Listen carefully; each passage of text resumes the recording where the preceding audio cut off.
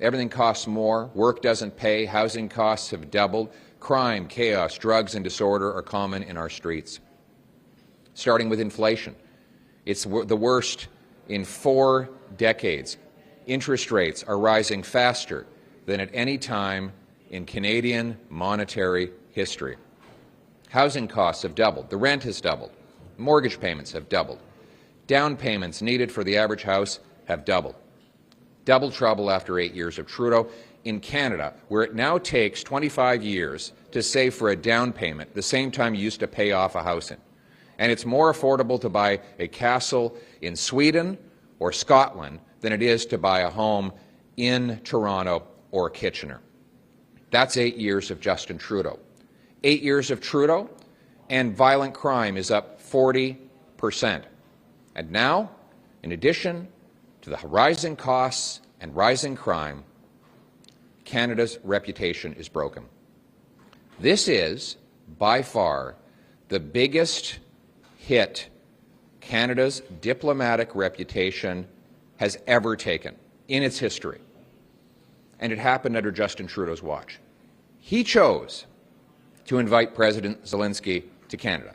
He chose to have him on the floor of the House of Commons. He was therefore responsible for ensuring that that visit was a success. And all of the agencies that were supposed to protect a foreign head of state in our country, the RCMP, CSIS, Global Affairs Canada, and the Privy Council Office, all report ultimately to one man, that is Justin Trudeau. And who is the one man who is in hiding today?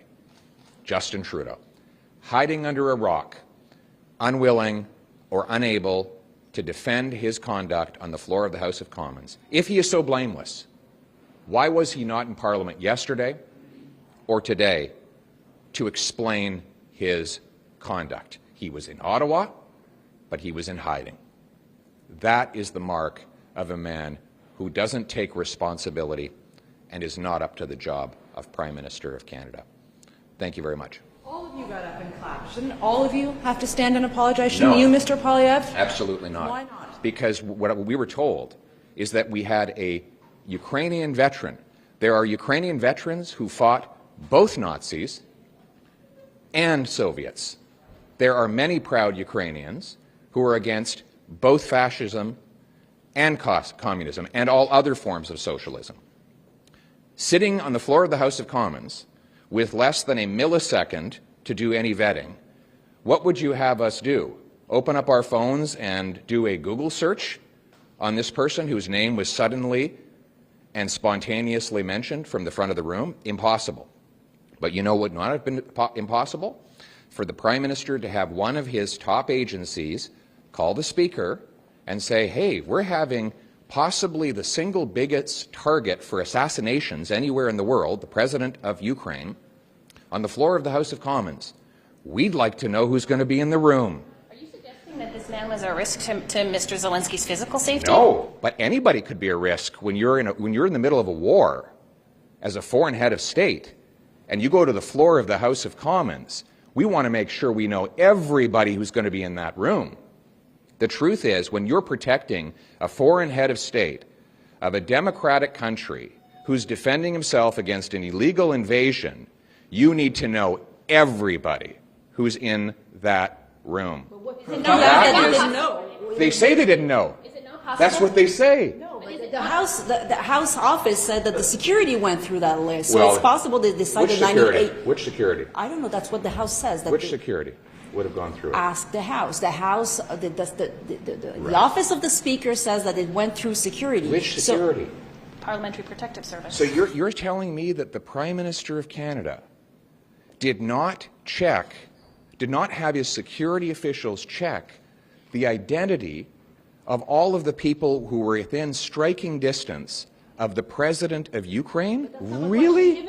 Incredible. Are you saying that he's a security threat? He's 98. It's I'm not possible. saying, I'm saying that everybody who was in the room had to have been vetted to make sure that they weren't a security threat. Is vetting for security not different than vetting for political implications? No, because if you had so much as typed his name into a Google search, you would have found out that he was a Nazi.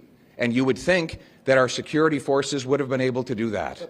Barring an apology, what else do you want him to do? Vous avez tweeté que M. Rota devra démissionner seulement après que les libéraux ont dit qu'ils voulaient qu'il démissionne et après le NPD, le Bloc. Pourquoi vous avez attendu aussi longtemps pour vous-même commenter une possible démission de M. La Rota? responsabilité de cette affaire reste avec Justin Trudeau. C'est lui qui avait le contrôle de toutes les agences, qui avait la responsabilité de protéger, oui, la sécurité et la diplomatie. Il a un grand édifice chez Pearson où ils sont responsables, tous les fonctionnaires sont responsables de défendre les intérêts et la réputation diplomatique du Canada. Ce département travaille pour Justin Trudeau. Eux autres, ils auraient pu regarder la liste, ils auraient pu demander la liste et faire des recherches sur chaque personne qui était permis d'entrer dans la Chambre des communes et d'être en proximité avec le président d'Ukraine. Si Justin Trudeau et son gouvernement n'ont pas fait ça, c'est lui qui est le responsable et c'est lui qui devrait s'excuser auprès des Canadiens et auprès du monde. Barring an apology, what else would you like to see the government do? Well, we need to have hearings now into how this was allowed to happen, how it is that the Prime Minister would have allowed President Zelensky to be in a room full of 300 or 400 unvetted people. I find it astonishing. When you have a foreign head of state or Prime Minister in Canada, you have motorcades of security, you have bulletproof glass, you have every single person who comes in or out of a building vetted or verified.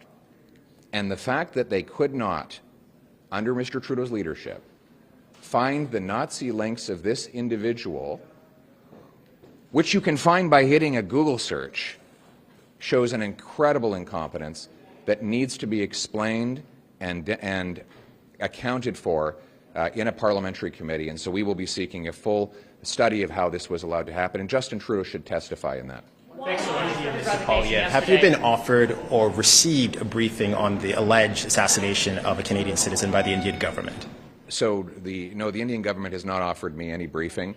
The Prime Minister said that that was a possibility. He offered the same briefing to NDP Premier Eby, who said that all he got was information he could have gotten online. He offered similar briefings to Elizabeth May with regards to China, and she said that she did not get her questions answered, as did Mr. Singh when he had a previous briefing on the Chinese interference. This is not going to provide necessary information. All it would do is inhibit my ability